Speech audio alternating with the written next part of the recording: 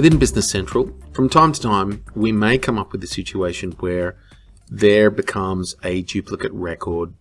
Staff have just rushed and they've just created two customers. One's correctly filled out, one may not be, and you need to merge them together. So here I can see Jared's Dining Experiences Pty Ltd, and I can see a simplified version. Both of them have sales transactions on them, so there's been trade done.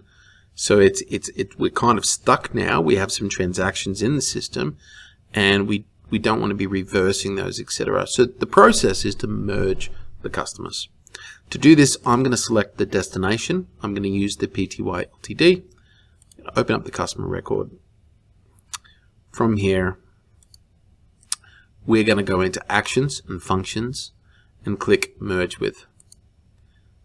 Merge With is going to give us the option to turn around and select which customer to merge to. And I'm going to select the simplified Jared's Dining.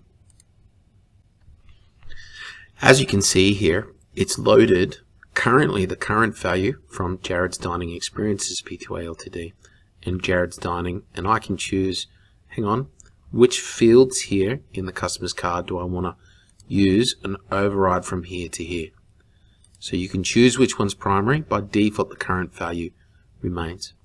Further down is all the related tables, and you can see here that I've got GL entries, customer entries, headers, lines that all have to be adapted by this merge. Right.